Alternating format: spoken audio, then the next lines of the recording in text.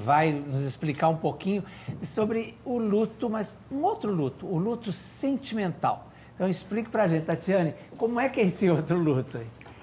O luto sentimental, o luto das relações amorosas, é quando nós nos separamos, né, de uma pessoa que nós estávamos ali com um tipo de relacionamento. Seja namoro, seja casamento, né, seja amizade. Então esse é o luto amoroso, né, o luto sentimental. O Tatiane, nosso diretor Emílio, antes da gente começar aqui a nossa conversa, fez uma colocação que eu achei muito interessante, que ele disse assim, que às vezes o luto sentimental é muito mais complicado do que o outro luto, porque quando a pessoa morre, né, a pessoa tem que conviver com aquela perda.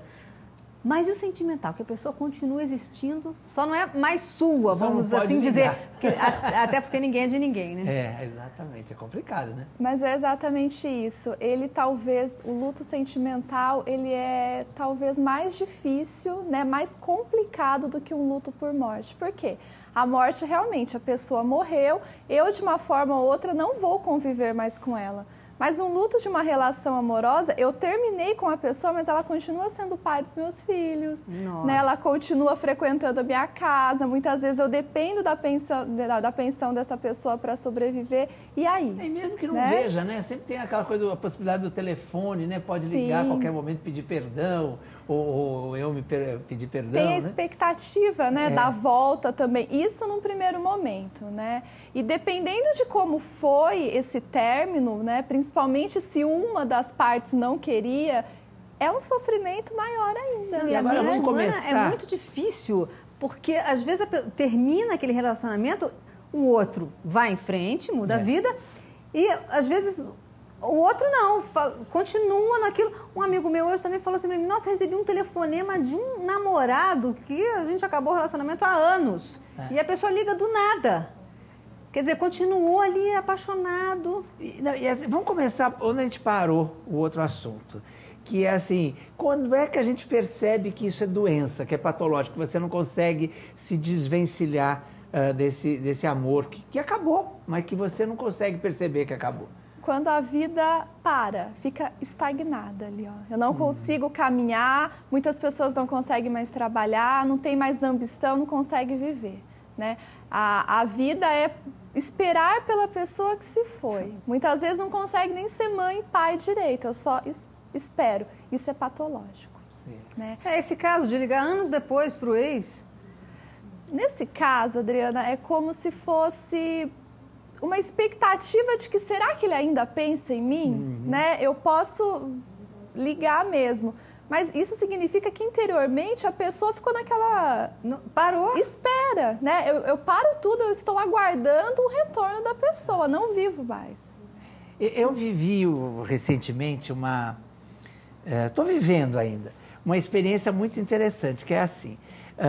Eu sempre gostei do meu namorado, mas eu senti recentemente uma possibilidade de perdê-lo. Aí eu me apaixonei enlouquecidamente, assim, entendeu? Como nunca tinha percebido que eu podia me apaixonar por ele. É engraçado isso também, quer dizer, é o medo da perda, né? O medo da perda faz o quê? Faz com que eu me aproxime mais da pessoa. Na verdade, qualquer ameaça de perda causa isso, causa esse sentimento. Um sentimento de trazer para mais perto, de depender mais, de querer cuidar. Por quê? Porque a perda, na verdade, dói, né? Na perda é o preço de quem ama e vai causar essa dor. Se eu gosto de uma pessoa, ela vai me deixar, eu vou sofrer. Agora existe uma receitinha básica para isso, para a gente tentar matar de fato esse amor dentro da gente, esse amor que não acaba, parece, né? Acabou o relacionamento, mas não acabou o amor. Como é que a gente faz? Eu tenho que viver essa separação, né? Ao contrário do que as pessoas falam, que não tem que sofrer não, parte para outro, vamos lá, tal. Não, né? Eu preciso me desligar não pode ser da boca afetivamente pra fora, né? dessa pessoa, né? Muitas pessoas, elas vão buscar um novo relacionamento ainda gostando e ainda totalmente vinculadas, né, no parceiro anterior. O que isso acontece? Eu levo todos os meus machucados, as minhas expectativas para esse novo relacionamento. Então, não começo do zero, já começo com uma carga. E cobro demais certo, do outro, né? O outro vai ter que suprir coisas que ele nem sabe, né? Então, Tatiane, a receita esse amor básica... impossível aí, como o Leão tá falando, às vezes a pessoa, ela vira escrava também desse sentimento, dessa que vira uma tortura.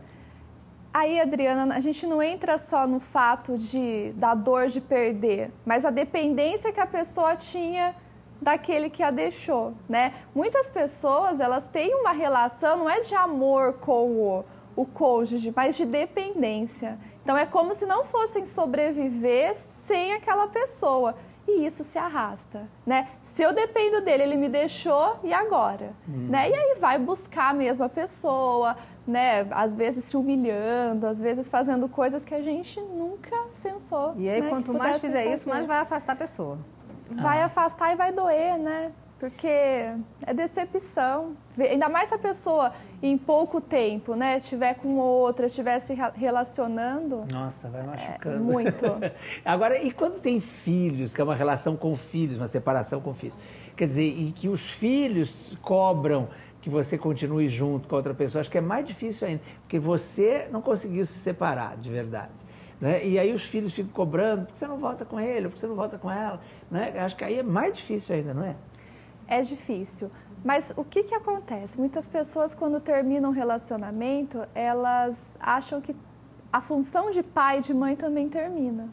Né? E não é bem assim. Né? A gente não pode misturar o término de um relacionamento com eu não sou mais teu pai e tua mãe. A função de pai e mãe tem que continuar existindo, independente de eu ter contato com a pessoa ou não. Né? Muitas vezes a gente não precisa ter um contato com o parceiro. Vai buscar em casa, né? Até porque a gente não está preparado para aquilo. Manda buscar em casa. Manda né? buscar, né? Mas deixar. O que a gente observa muitas vezes na nossa sociedade? Que do relacionamento acaba se machucando, um dos pares, e acaba denegrindo a imagem do outro. Então, teu pai não é assim, tua mãe, né, não é essa pessoa. E esquece, né, que as crianças não têm nada a ver. E aí acaba fazendo o quê? Tudo que poderia ser um término saudável acaba prejudicando. As crianças acabam também entrando nessa sem ter culpa de tem a nada. coisa mais sádica ainda, que é terrível, que é assim, quando se separa, o outro vai embora, constrói uma outra vida, né, com uma outra pessoa, e aí fica sempre voltando e dando esperanças, alimentando a doença do outro também, né? Ou da outra. E cabe para o outro alimentar isso ou não, porque também é uma escolha. Claro. Né? Por mais que eu tenha um sentimento, por mais que isso perceber e cortar. Possa me causar uma dor, a escolha de me abrir para isso, né?